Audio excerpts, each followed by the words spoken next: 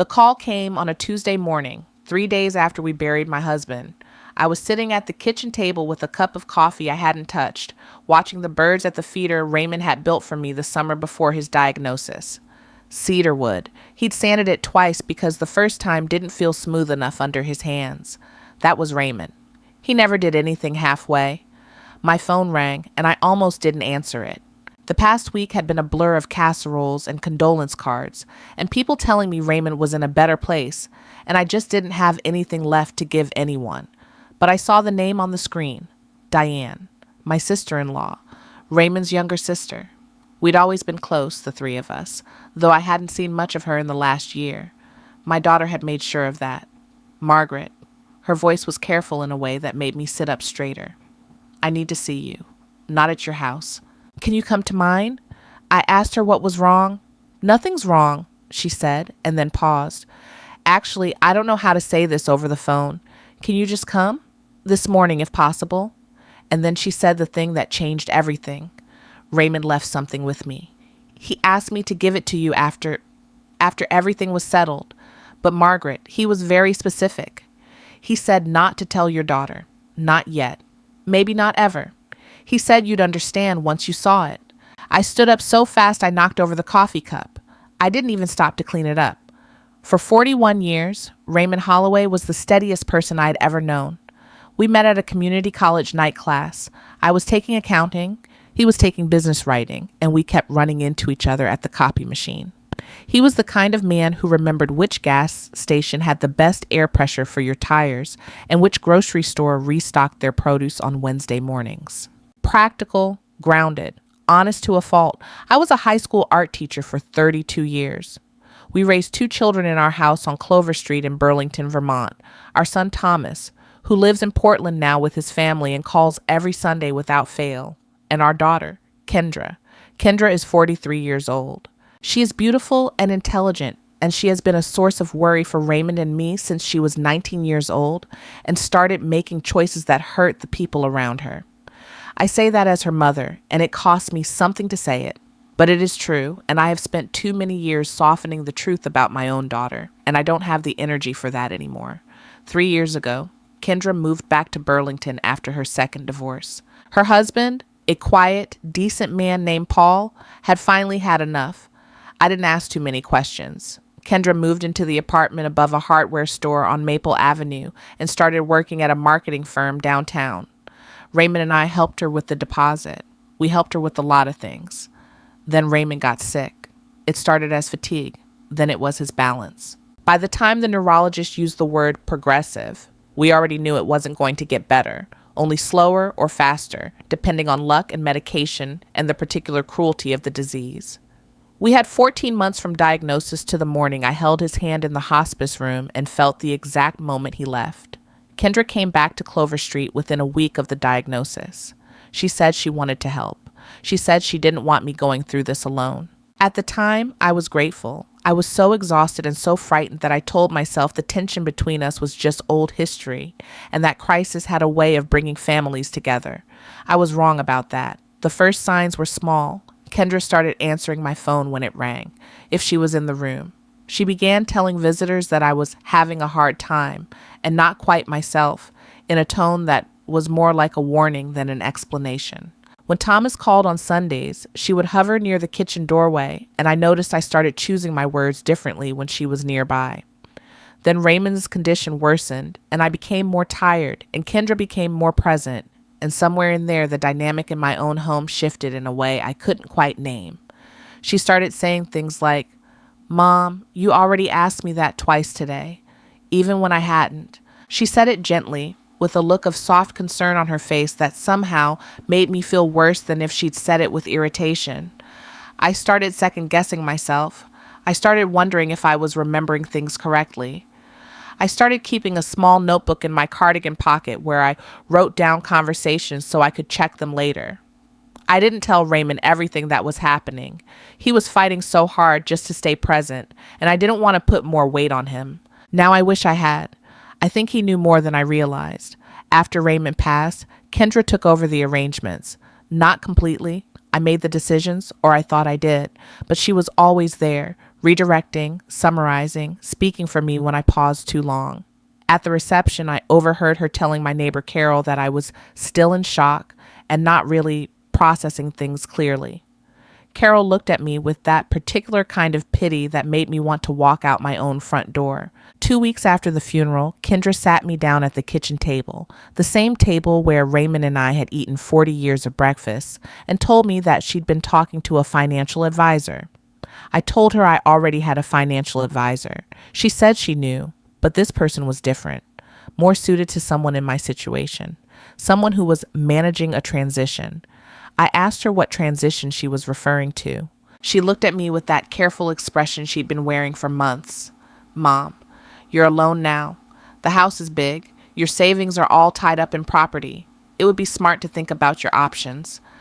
I told her I was 67 years old, not 107, and that I was perfectly capable of thinking about my own options. She smiled and said she knew that. She just wanted to help.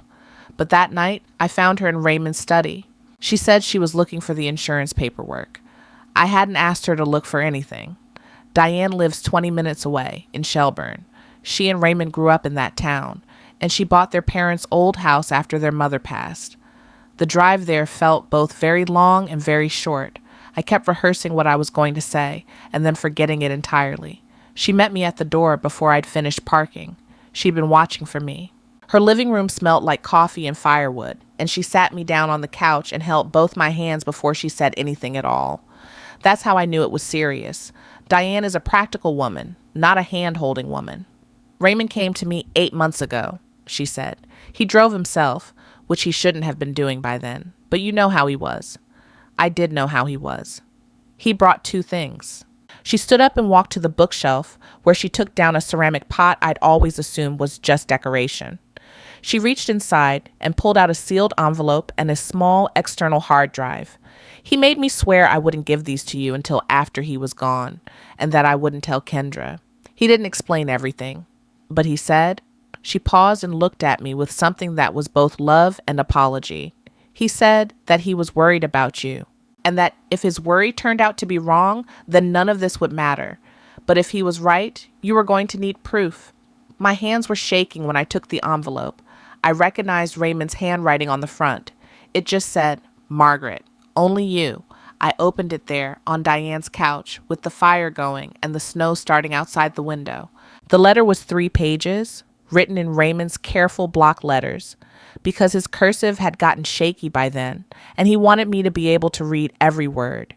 He told me he loved me first. He took almost a full page to say it, and I sat there crying before I even got to the part that mattered. Then he told me what he'd seen.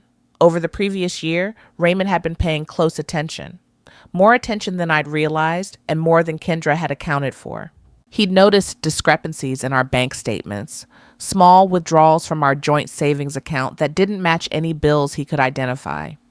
He'd written down dates and amounts in a small ledger he kept in his desk drawer, the one with the broken handle that nobody ever opened because it stuck.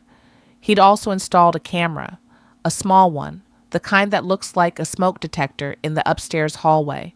Not in any bedroom, not in any private space, just the hallway outside his study. He apologized for not telling me. He said he hadn't wanted to worry me, and he hadn't wanted to be wrong. He wasn't wrong. The hard drive contained footage from that camera, along with screenshots he'd taken of the bank records and a recording, audio only, of a phone call he'd overheard Kendra having in the driveway. She had been on the phone with someone, a man, based on the half of the conversation Raymond had recorded. She was telling him that the situation was almost resolved, and that once the house sold, she'd have what she needed to clear everything up.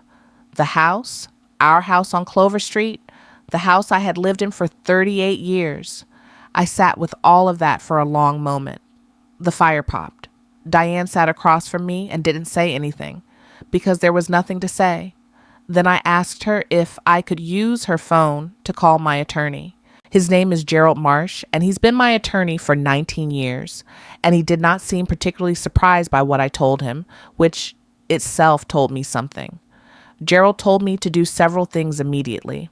I will not go through all of them here, but the first thing on his list was to open a new bank account at a different bank that morning. The second thing was to change every password associated with our finances. The third thing was to contact the original bank and put a freeze on any new authorized users. Kendra had, 3 weeks earlier, added herself as an authorized user on our savings account. I had not given permission for this. Gerald said that was something we would need to document carefully. I went back to Clover Street that afternoon and I went through Raymond's study with new eyes. The small ledger was exactly where he described it, in the stuck drawer under a 1987 road atlas he'd been meaning to throw away for a decade. 22 months of entries, dates, amounts, running total at the bottom of each page in red ink. A little over $40,000. I sat on the floor of that study for I don't know how long. Not crying this time. I was past crying. I was somewhere quieter and colder than crying. I thought about all the times Kendra had told me I was confused. I thought about the phone conversations where she'd summarize what I'd meant to say. I thought about the financial advisor she'd found for me and the way she'd started mentioning assisted living communities in a voice that was almost casual, almost offhand, like she was just thinking out loud.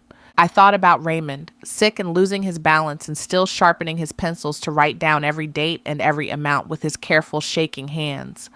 I thought he knew. He saw it before I let myself see it, and he made sure I would have what I needed.